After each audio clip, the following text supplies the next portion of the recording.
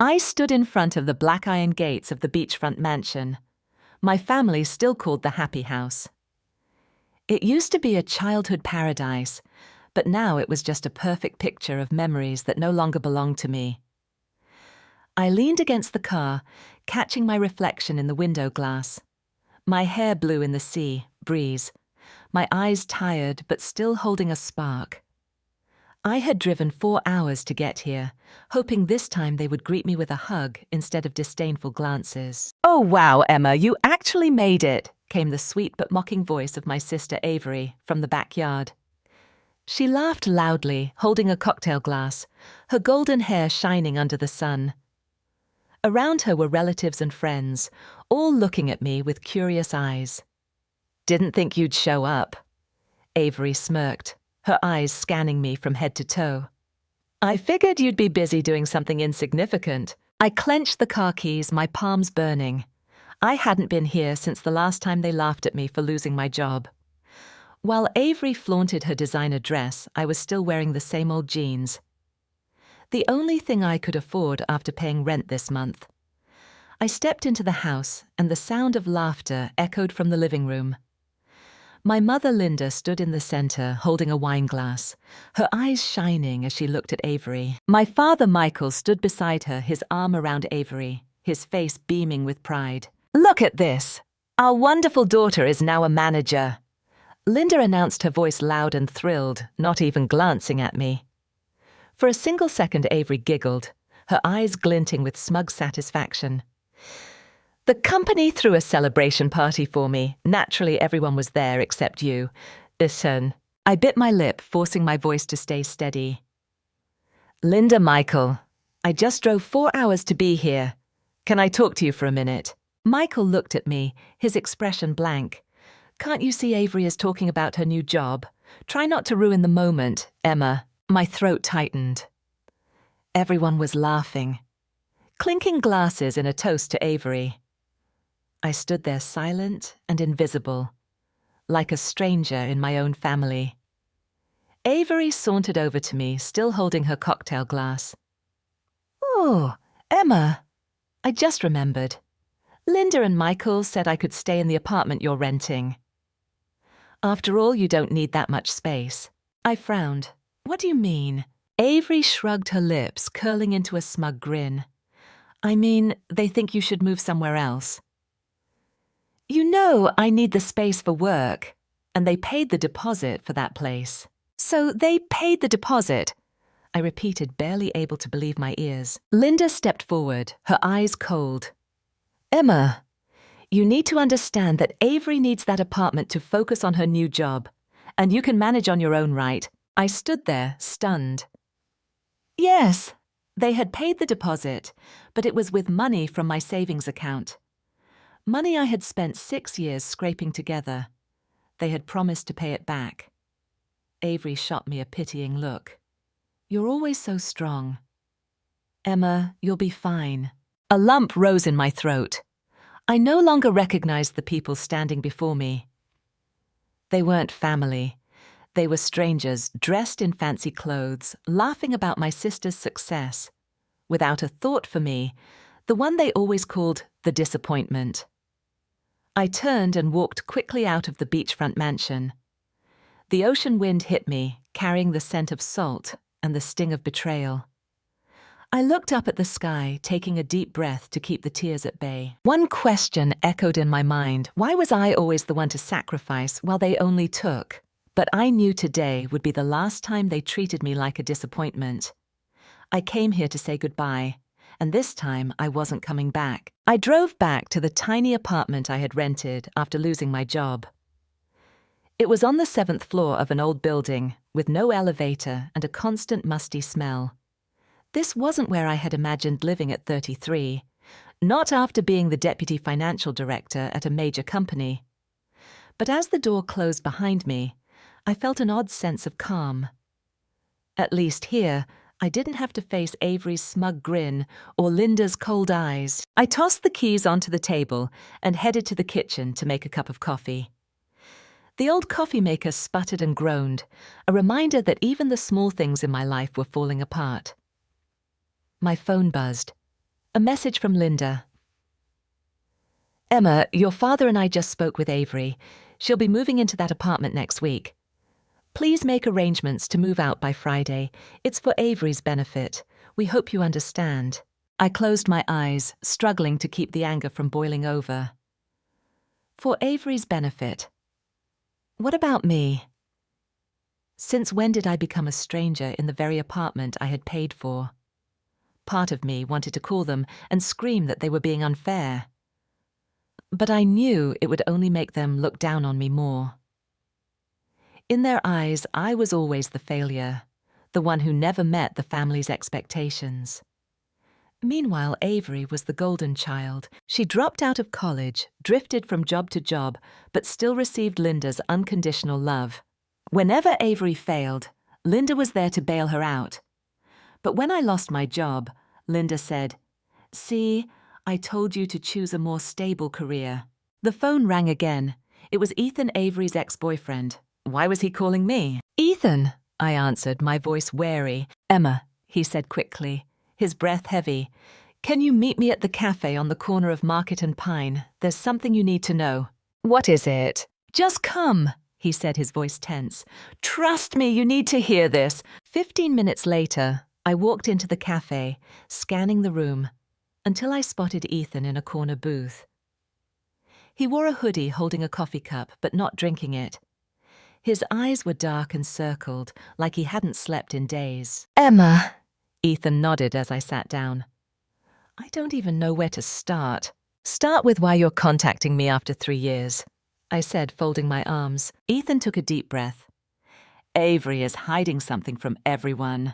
"What is it?" I frowned. "That car she's been showing off. Do you know where the money came from?" "From my savings," I said through clenched teeth. Ethan shook his head. "Not just that.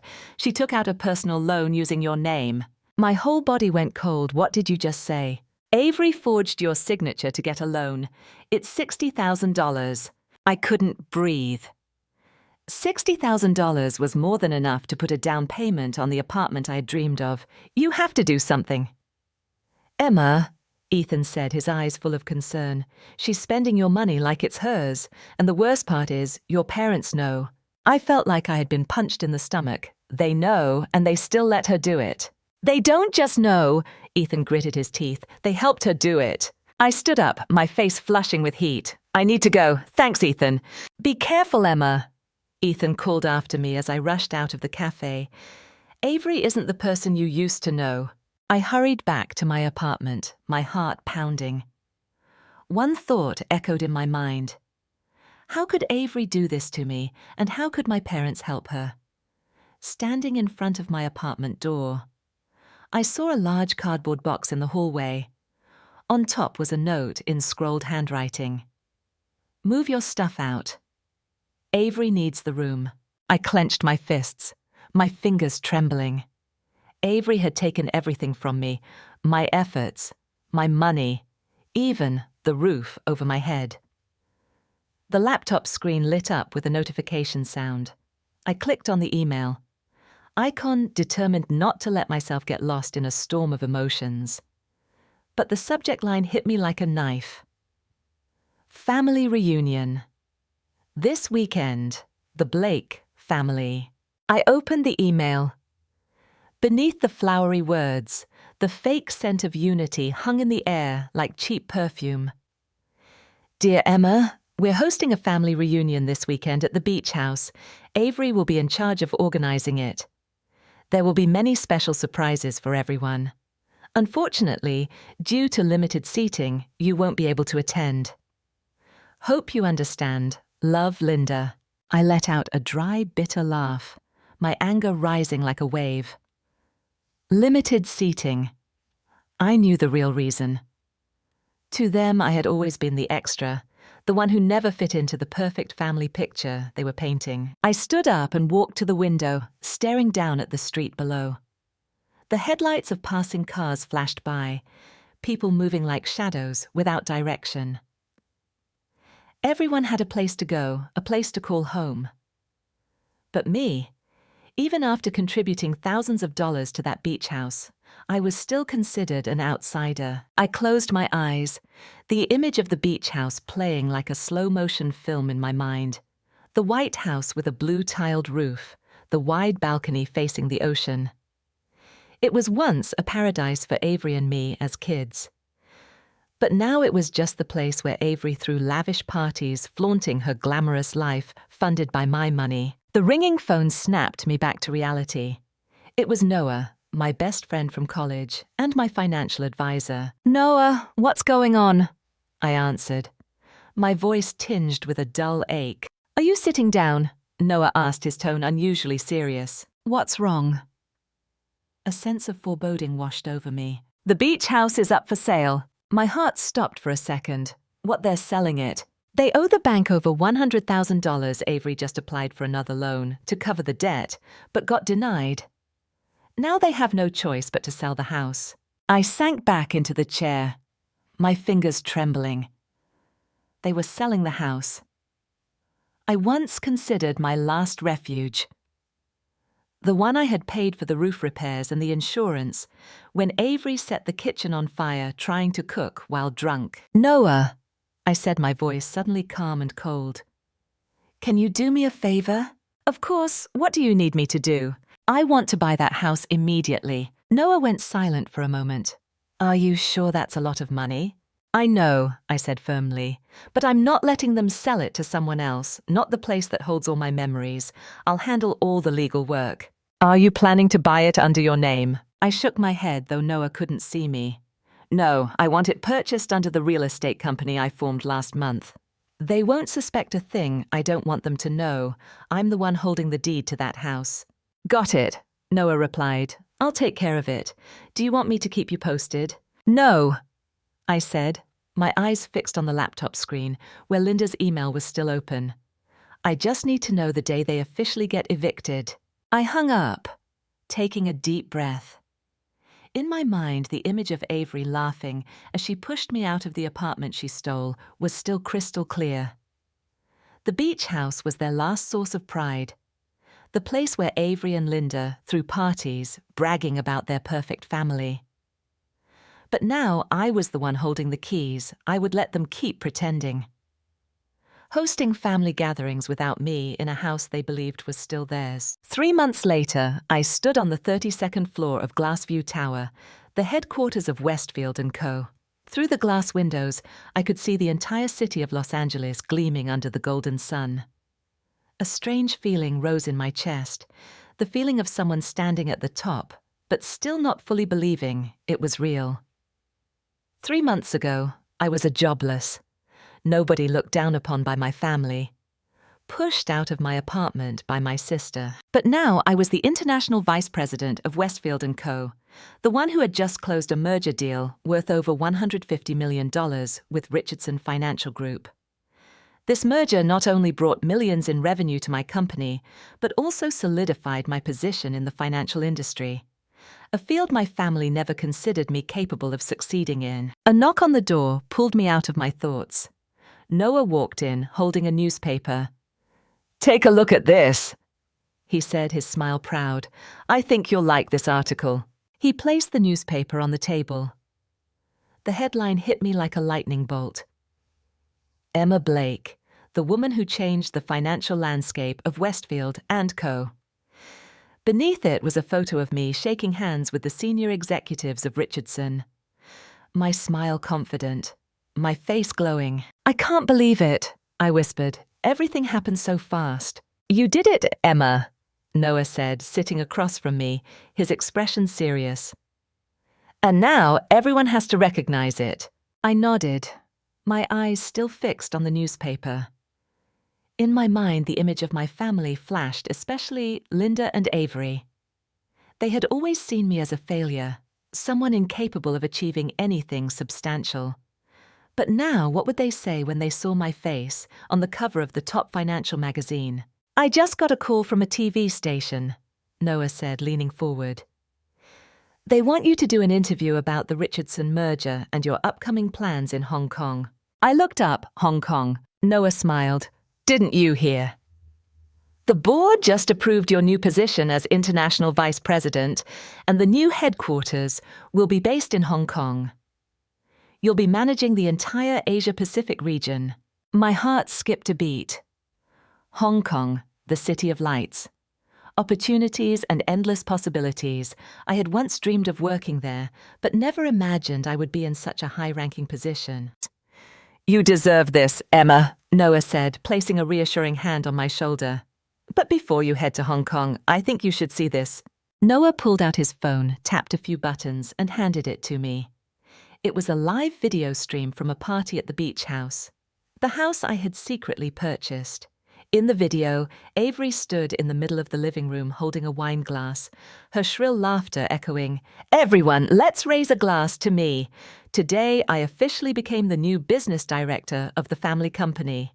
The crowd erupted in applause. Avery stepped to the center of the room, raising her glass high. "I told you all, I finally have it, all this house the director position, and everyone's recognition." Noah paused the video and looked at me, his expression serious. "They have no idea you bought that house, do they?" I gave him a half smile. "No, and I don't plan on telling them, at least not yet." Noah tilted his head, a hint of curiosity in his eyes. "So, when are you going to reveal the truth?" "I'm going to wait until I'm settled in Hong Kong," I said, my gaze fixed on the expansive view outside.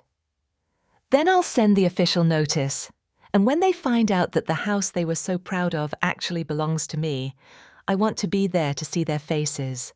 Noah raised an eyebrow, visibly surprised. "You've really changed, Emma. From the girl they trampled on to a strong, ruthless businesswoman." "No," I said, eyes still locked on the skyline. "I'm still Emma.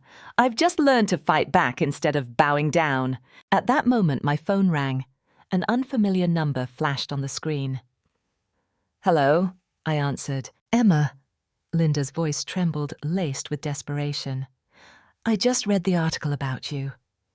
Is it true you're really the international vice president at Westfield & Co.? I let out a bitter laugh, each word from her, like a knife slicing through my chest. "Yes, Linda. Now you finally see the truth, don't you?" There was silence on the other end. I thought she had hung up until she spoke again, her voice shaky. "Emma, can you help Avery? She's in serious trouble." I gripped the phone, my breathing quickening. "Help Avery, the one who stole my apartment, drained my savings, and threw parties in the house she didn't even know I owned. Emma, are you still there?" "I'm sorry, Linda," I said, my voice as cold as ice. "I'm busy preparing for my flight to Hong Kong, and this time I'm not looking back." I hung up, feeling like I had just severed the final chain tying me to the past.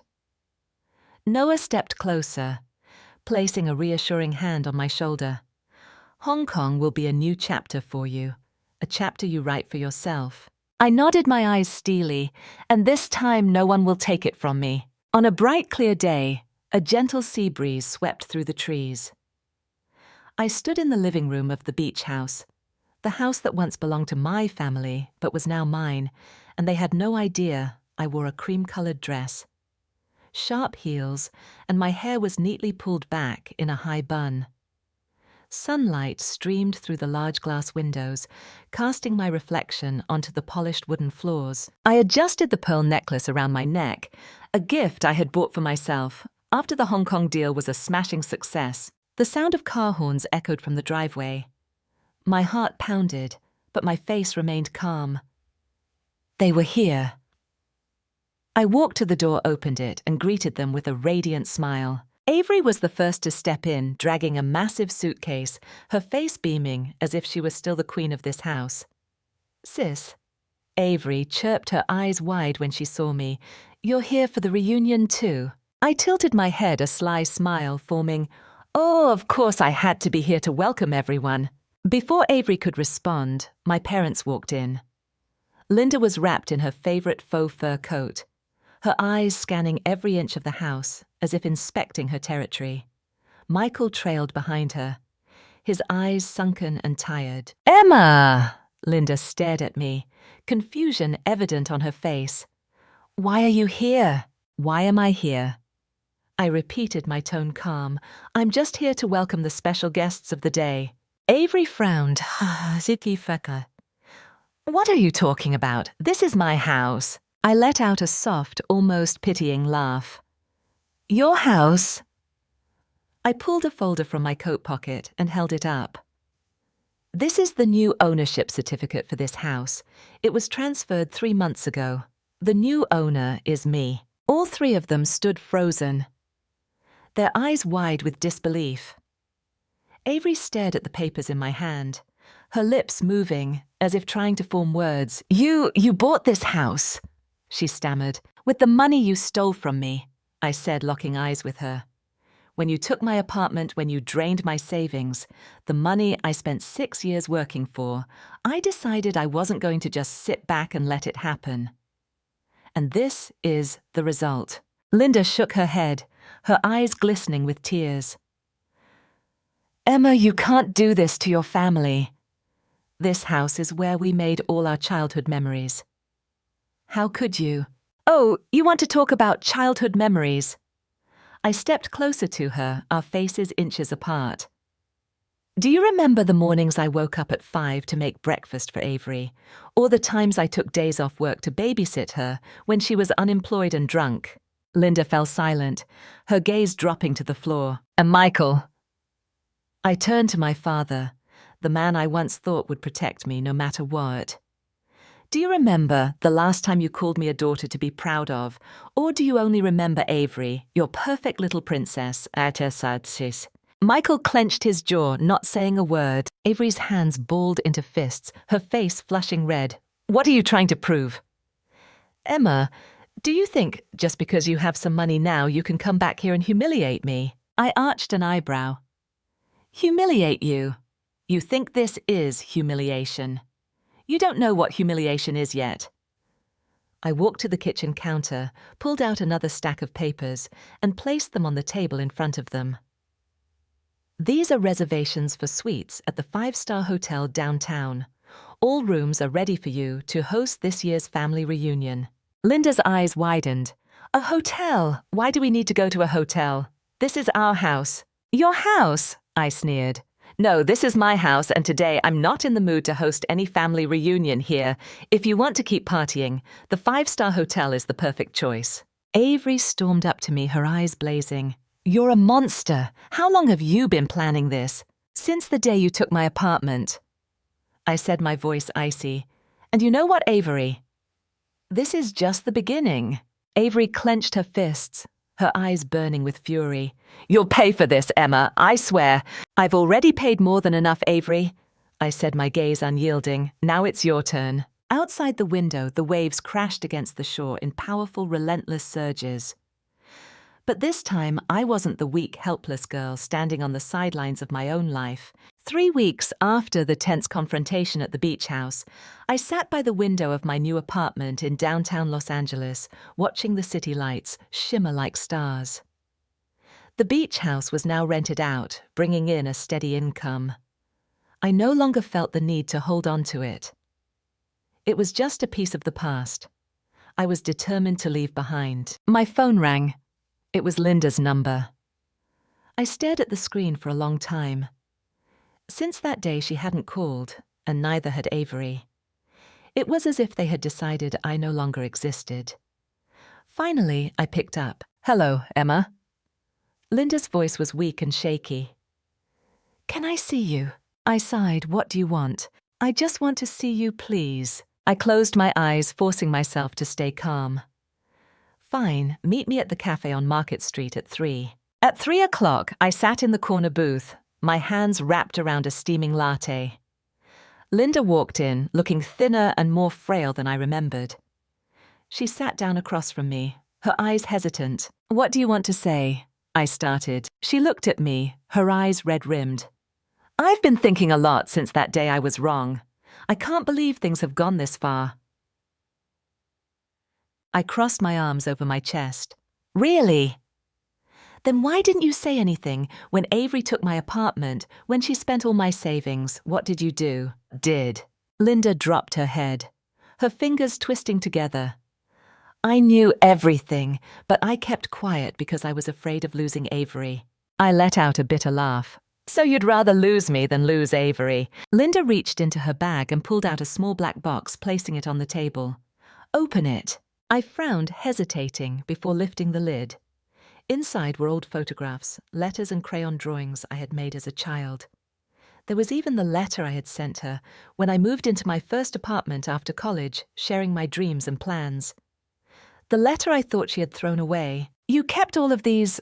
I asked, my voice thick with emotion. I never forgot you, Emma, Linda replied, tears streaming down her cheeks. I was too weak. I thought if I admitted Avery was wrong, she'd hate me, but now I realize I've lost you. I looked into Linda's eyes, and the coldness I had been holding on to began to melt away. But the pain was still there, like a wound that hadn't fully healed. So what do you want now? Linda reached for my hand, her eyes pleading. I want you to give me a chance. I'm not asking you to forgive me right away, but please let me show you that I still care. I pulled my hand away and stood up. You know, I once wished that just once you'd stand by me, but you didn't. Now I need time to think. Linda watched me, her face stricken. Emma, can't you? I turned my back and walked away without looking back. 2 days later, I was sitting in my office, eyes fixed on the computer screen, when the door burst open. Avery rushed in, her face pale and exhausted. This, she shouted, her eyes red and swollen. You have to help me. I looked up calmly. Help you? And why would I do that? The company I was working for just found out I faked my degree, Avery said, her voice breaking. They fired me. I have nowhere to go. I leaned back in my chair, crossing my arms. Really? Linda's perfect little princess now needs help from the daughter she always called a failure. Avery dropped to her knees in front of me, tears streaming down her face. I know I was wrong. Emma, I was terrible to you, but I have nothing now, no money, no job, and Linda doesn't know what to do. I looked down at Avery, the sister who stole my apartment, who humiliated me in front of everyone. Now she was on her knees, begging for my help. I leaned down, lifting her chin to look her in the eyes. You know, Avery, I used to be. You always begging for someone to notice me. But I'm not that weak. Emma, anymore. If you want to start over, I'll help you. But just this once, and if you ever betray me again. Avery nodded frantically, her tears falling like rain. I promise I won't betray you again. Fine, I said, standing up. Then get up. I'll give you a job. But you're starting from the bottom. No exceptions. Avery grabbed my hand, sobbing. Thank you so much. When Avery left my office, I turned back to my desk, gazing out the window. The afternoon sun streamed in, illuminating the room. Maybe, just maybe, I had found a glimmer of light in the wreckage of the past. But could I trust them again? I wasn't sure, but at least I was willing to try. The Hong Kong skyline stretched endlessly, skyscrapers glittering like stars against the night sky. I stood on the balcony of my new apartment, holding a glass of wine. My eyes fixed on the city, slowly drifting into sleep. It had been 3 months since I arrived here, starting my new role as the International Vice President of Westfield & Co. Everything happened so quickly that I barely had time to breathe. Life was busy and successful, yet strangely lonely. The phone rang. It was Avery. I set the wine glass down, my finger hovering over the screen. Finally, I answered. Sis? Avery's voice sounded weak and shaky. I just wanted to tell you that I got my first job since getting fired. I closed my eyes, exhaling a sigh of relief. Really? You did it? Yes, Avery said, her voice a bit stronger now. I had to start as a receptionist, but at least I'm working for real this time, not living off someone else. That's what I always wanted you to understand, I said, feeling a weight lift off my chest. You're growing up, Avery. Avery was silent for a moment. Sis, are you still angry at me? I looked out at the vast cityscape, the lights still flickering in the distance. You know, Avery, forgiveness isn't easy. I was furious with you, but holding on to that anger only made me more exhausted. So I'll forgive you, but with conditions. What conditions? Avery asked, her voice tense. You have to stand on your own 2 feet, I said firmly. No more asking Linda for money, no more relying on anyone else. You have to support yourself. And if you can do that, my door will always be open for you. Avery began to cry. I understand, I won't let you down. I nodded, but said nothing more.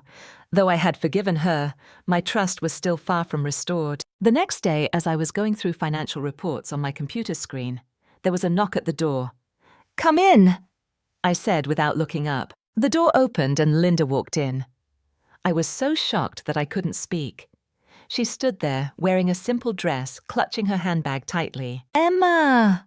She looked at me, her eyes glistening with unshed tears. I know you're busy, but I need to talk to you. You flew all the way from Los Angeles? I asked, still struggling to believe she was standing in front of me. Yes, she said, lowering her eyes. I needed to talk to you in person. I've been thinking a lot since that day. I stood up and gestured to the chair across from me. Have a seat. Linda sat down still, clutching her bag. Emma, I've made so many mistakes. I let Avery walk all over you. I didn't protect you when you needed me most. I let my fear of losing Avery make me turn my back on you. And now I realize I've lost both of my daughters. My eyes stung. Every word she said was like a knife piercing through my heart. Linda, I choked up. Do you know how much I suffered watching Avery live in my apartment, watching you and Michael defend her without a single thought for me? Linda bowed her head. I'm going to miss you. I don't want to lose you. I took a deep breath. You know what?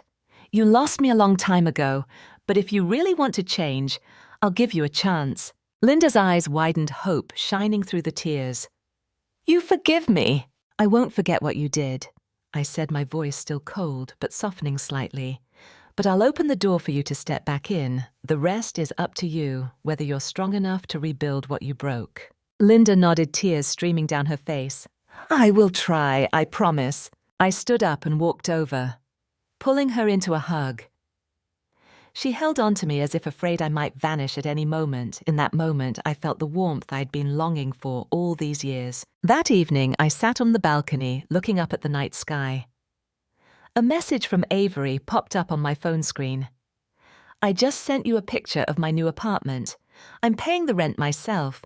I hope that one day I can invite you over. I looked at the photo. A small but tidy and clean apartment. Avery was standing by the window, smiling. I replied, I'll be waiting for that day. I put the phone down, closed my eyes, and took a deep breath. From here in Hong Kong, I was beginning a new chapter. No longer the weak Emma. No longer the abandoned girl. But I would still keep the door open for Avery, for Linda, and for anyone who truly wanted to change, because I had learned that forgiveness isn't about forgetting the past. It's about opening your heart to something better.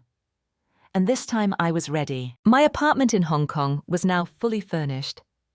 The wide glass walls opened up to a view of the glittering Victoria Harbour. Inside the living room was neatly arranged with a modern grey sofa and an abstract painting I had bought last week. I sat in the chair holding a cup of hot tea, my eyes following the boats, drifting lazily on the water. Everything was perfect, at least on the outside. But inside, I still felt an invisible void, like something hadn't quite been filled. My phone buzzed. A message from Avery. I just got hired as a marketing assistant. I did the application myself without anyone's help. I've changed sis. I smiled and typed back, I'm proud of you. Setting the phone down, I leaned back in the chair, my mind drifting to the past. Back then, I thought that getting justice was the ultimate goal. When I took back the beach house, when I threw them out, I thought I had won. But in reality, the emptiness still haunted me every night. Maybe what I truly craved wasn't revenge, but recognition. I wanted Linda to see me not as the girl she always considered a failure, but as a woman standing on her own, successful without relying on anyone. I wanted Avery to realize her mistakes and change not for me but for herself. And in the end, I had achieved that. But throughout it all, I also realized something else. Success isn't about revenge. It's about rediscovering your own worth, about rebuilding from the shattered pieces of old wounds. One afternoon, as I sat in my office, Noah walked in carrying a small gift bag. "Emma," he said, placing the bag on my desk with a smile. "Congratulations on 1 year of success in Hong Kong." I laughed. Opening this bag, inside was a framed photo of me standing on the rooftop of the Westfield & Co. building, looking confidently toward the horizon. I took it secretly. Noah winked. I stared at the photo, emotions swelling in my chest. "Thank you, Noah. You've always been there when I had no one else." "That's not true," Noah said, sitting down across from me, his eyes serious. "You're not alone. You have me. You have Avery, who's trying every day to change. And you have Linda. She's trying to reconnect with you little by little." I sighed, gazing out the window. Family isn't about blood. It's about the people willing to change and walk with you when you succeed, even if it's late. Noah nodded. "And now you've built a new family, people who genuinely appreciate you for who you are."